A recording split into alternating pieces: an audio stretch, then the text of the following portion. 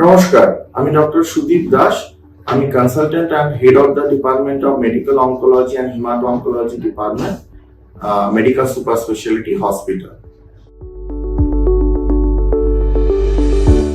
Lymphoma হচ্ছে lymph গ্ল্যান্ডের এক ধরনের ক্যান্সার। লিম্ফ গ্ল্যান্ড কি? বাংলায় যাকে আমরা বলি লসিকা গ্রন্থি, মানে কতগুলো গ্ল্যান্ড যেগুলো আমাদের সারা শরীরে ছড়িয়ে থাকে, যাদের কাজ হচ্ছে শরীরের মধ্যে থেকে বিভিন্ন যে রোগ জীবাণু, যেগুলো ব্যাকটেরিয়া, এগুলোকে ছেকে সেগুলোকে ধ্বংস করা।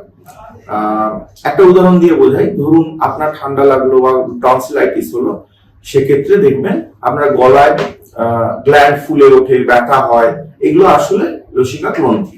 এই লসিকা গ্রন্থির যখন কোনো ক্যান্সার হয়, সেটাকে আমরা এক ধরনের বিশেষ ক্যান্সারকে বলে লিম্ফোমা।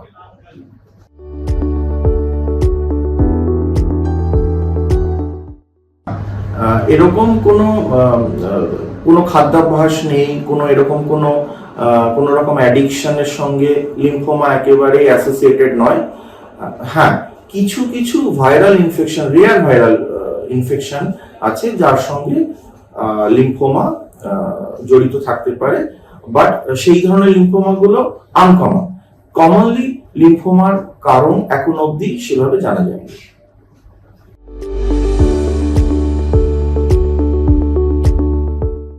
কিছু কিছু লিম্ফোমা দেখা যায় যে সেই লিম্ফোমা গুলো অ্যাডোলেসেন্ট পিরিয়ডে বা যারা বয়স্ক তাদের মধ্যে বেশি দেখা যায়, যেমন হচ্ছে হজকিন্স লিম্ফোমা।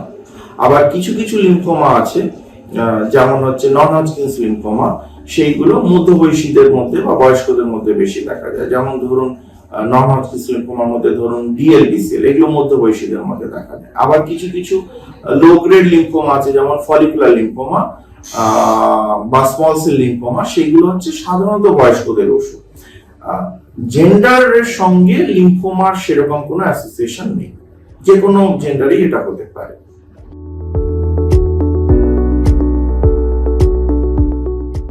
কমন সিমটমস হচ্ছে পেশেন্ট কমপ্লেন করেন যে শরীরের কোনো একটা অংশে, সেটা গলায় হতে পারে বা বগলে হতে পারে বা কুচকিতে হতে পারে, এরকম জায়গায় লিম্ফ নোডটা বড় হয়ে ওঠে। সাধারণত একজন মানুষের লিম্ফ গ্ল্যান্ড গুলো আমরা যখন প্যালপেট করি তখন কিন্তু বোঝা যাওয়ার কথা নয় সাধারণ মানুষের, কিন্তু লিম্ফোমার পেশেন্টের সেই লিম্ফ গ্ল্যান্ড গুলো এতটাই বড় হয়ে ওঠে, সেটা খালি চোখে দেখাও যায়, সেটাকে প্যালপেট করে সেটাকে আমরা বড় হয়েছে সেটা আমরা বুঝতে পারি। এগুলো সাধারণত পেনলেস হয়, কোনো ব্যথা থাকে না। কিছু কিছু রোগী কমপ্লেন করেন যে তাদের একটা বিনা কারণেই তাদের আস্তে আস্তে ওজন কমে যাচ্ছে, অথবা একটা হালকা জ্বর আসছে, এগুলোকে আমরা বি সিমটম বা কনস্টিটিউশনাল সিমটম বলি।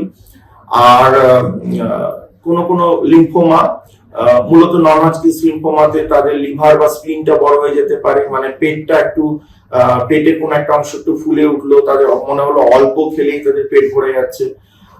আর লিম্ফোমা, লো গ্রেড লিম্ফোমা যেগুলো হয়, সেগুলোতে অনেক সময় রোগীরা প্রেজেন্ট করেন অ্যানিমিয়া, সেটা একটা কারণ হতে পারে, যখন কিনা লিম্ফোমাটা শুধু লিম্ফ গ্ল্যান্ডে বা লিম্ফ নোডে নেই, তার সঙ্গে অস্থি মজ্জা বা বোন ম্যারো ইনভলভ হয়ে পড়েছে, তখন তার অ্যানিমিয়া নিয়ম আসে।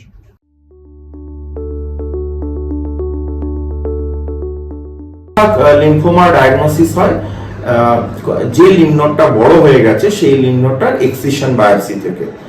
এফএনএসি করে কিন্তু লিম্ফোমার কারেক্ট ডায়াগনোসিস পাওয়া যায় না, কারণ লিম্ফোমা অসংখ্য রকমের হতে পারে।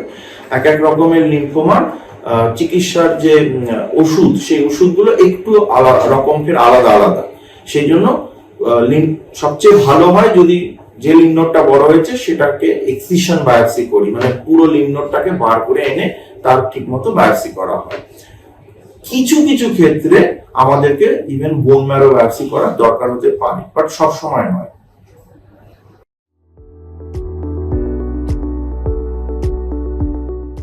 লিম্ফোমার চিকিৎসা হচ্ছে কেমোথেরাপি এবং কিছু কিছু ক্ষেত্রে টার্গেটেড থেরাপির কিছু ওষুধ। লিম্ফোমার ক্ষেত্রে অপারেশন বা সার্জারি রোল প্রায় নেই বললেই চলে। লিম্ফোমাতে কিছু অল্প কিছু ক্ষেত্রে কেমোথেরাপির পরে রেডিওথেরাপির দরকার হতেও পারে, নাও হতে পারে, কিন্তু কেমোথেরাপি দিয়েই লিম্ফোমা মানে এক ধরনের ক্যান্সার যেটা সাকসেস রেট ভীষণ হাই, বেশিরভাগ যে কমন লিম্ফোমা গুলো আমরা দেখি সেই লিম্ফোমা গুলো কিওর হয়ে যাওয়ার সম্ভাবনা 80 থেকে 90% বেশি। হজকিন্স লিম্ফোমা এমন এক ধরনের লিম্ফোমা যার cure rate even 95%। So lymphoma পেশেন্টরা বেশিরভাগ পেশেন্টই কিন্তু চিকিৎসা করালে সম্পূর্ণ সুস্থ হয়ে যান, ভালো হয়ে যান।